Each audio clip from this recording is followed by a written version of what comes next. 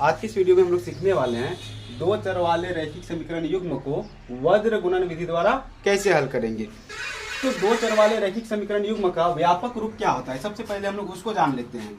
व्यापक रूप, तो देखिए ये हो गया हम लोग का समीकरण नंबर 1 और ये दूसरा का हो गया समीकरण नंबर 2। तो समीकरण 1 के लिए व्यापक रूप होता है a1x प्लस में b1y प्लस में c1 बराबर 0। और समीकरण 2 के लिए व्यापक रूप होता है a2x प्लस में b2y प्लस में c2 बराबर 0। तो बराबर में 0 होना अनिवार्य है, जो कि हम लोग को यहाँ पर बराबर में 0 दिया गया नहीं है। तो सबसे पहले हम लोग इसको बराबर में 0 कर लेते हैं। 2x है तो 2x प्लस में 3y है तो 3y, और ये बराबर से इधर आएगा तो क्या हो जाएगा, माइनस में हो जाएगा 9 बराबर 0। ये हो गया हम लोग का समीकरण नंबर 1। और यहाँ पर दूसरा वाला 4x प्लस में 6y, और ये इधर प्लस में इधर आके माइनस में हो जाएगा 18 बराबर 0। ये हो गया समीकरण नंबर 2। तो इसमें सबसे पहले हम लोग a1 b1 c1 इस सब का मान ज्ञात कर लेंगे। तो चलिए a1 b1 और c1, इसके बाद a2 b2 और c2।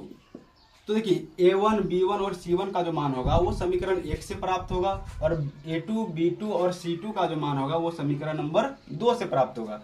तो a1 का मतलब होता है कि x का गुणांक, तो x का गुणांक कितना है, 2 है। b1 का मतलब y का गुणांक, तो y का गुणांक 3 है। और c1 का मतलब c का गुणांक, तो इसका गुणांक कितना है, -9 है।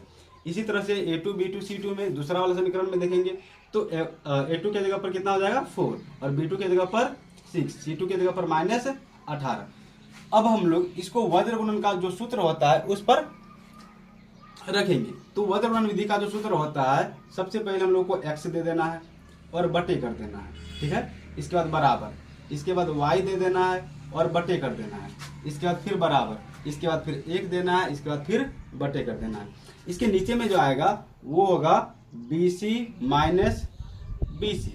इसमें जब यहाँ पर C से खत्म हुआ तो यहाँ पर हो जाएगा CA माइनस CA। अब यहाँ पर A से खत्म हुआ तो इसमें हो जाएगा हम लोग का AB माइनस AB। इसके बाद यहाँ पर सीधा सीधे 12 21, यहाँ पर भी 12 21, यहाँ पर भी 12 और 21। यहाँ पर ये हो गया, इसका मतलब कि यहाँ पर b1 का मान रखना है, यहाँ पर c2 का मान रखना है, यहाँ पर b2 का मान रखना है, यहाँ पर c1 का मान रखना है, फिर यहाँ पर c1 का मान रखना है, फिर यहाँ पर a2 का मान रखना है। इस प्रकार से इसको हम लोग रखेंगे। तो चलिए हम लोग मान बैठाते हैं। यहाँ पर x है तो x, इसके बाद बटे, यहाँ देखना है b1 है तो b1 का मान कितना है, 3 है। इसके बाद इन दोनों के बीच में गुना का चिन्ह, तो गुना दे देंगे। c2, तो c2 का मान कितना है, -18 है, -18, माइनस है तो माइनस। b2 का मान कितना है, b2 का मान 6 है तो 6, फिर गुना। इसके बाद c1 का मान कितना है, -9 है, तो यहाँ पर दे देंगे -9, ठीक है। इसके बाद बराबर, अब यहाँ पर y है तो y और बटे c1 का मान कितना है, c1 का मान -9, इन दोनों के बीच में गुना का चिन्ह, तो यहाँ पर गुना दे देंगे। a2 का मान कितना है, 4 है, तो यहाँ पर दे देंगे 4, माइनस है तो माइनस। अब यहाँ c2 का मान, तो c2 का मान कितना है, -18 और गुना। इसके बाद a1 का मान 2, तो यहाँ पर दे देंगे 2। इसके बाद फिर बराबर, अब यहाँ पर ऊपर में 1 है तो 1 दे देंगे, और बटे a1 का मान 2 है तो 2 दे देंगे, गुना b2 का मान, तो b2 का मान कितना है, 6 है तो 6 दे देंगे, माइनस है तो माइनस। अब यहाँ a2 का मान, तो a2 का मान कितना है, 4 है तो 4 दे देंगे। इसके बाद गुना b1 का मान कितना है, तो b1 का मान 3 है, तो यहाँ पर 3 दे देंगे। अब हम लोग इसको हल करेंगे। तो देखिए ऊपर में x है तो x दे देंगे, और बटे में इसको इससे गुना करेंगे तो 18 या 54, कितना हो जाएगा 54, वो भी किसमें, माइनस में। इसमें जब इसको और इसको गुना करेंगे तो माइनस माइनस प्लस हो जाएगा, और 9 छक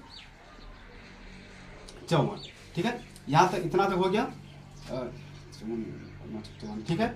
इसके बाद बराबर, अब यहाँ पर ऊपर में y है तो y दे देंगे, और बटे में 9 चौक 36, वो भी किसमें, माइनस में। दोनों में से एक में माइनस है तो माइनस लगेगा, इसमें माइनस और माइनस प्लस हो जाएगा, और 18 दूना 36 बराबर 1 है तो 1, और बटे में 3 दूना कितना, 6 दूना कितना हो जाएगा 12। इसके बाद माइनस है तो माइनस, फिर 4 तिया 12। अब इसमें हम लोग देखेंगे कि x है तो x और बटे में ये पूरा का पूरा खत्म हो जाएगा, क्या हो जाएगा 0। इसके बाद फिर यहाँ पर बराबर, यहाँ पर y है तो y और यहाँ पर भी ये माइनस में 36 है प्लस में 36 है, यहाँ पर भी इसका मान क्या हो गया 0।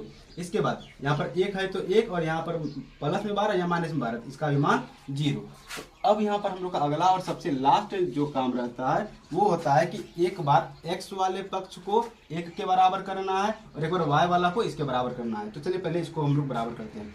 तो x बटे में 0 बराबर में यहाँ पर क्या होगा 1/0, 1/0।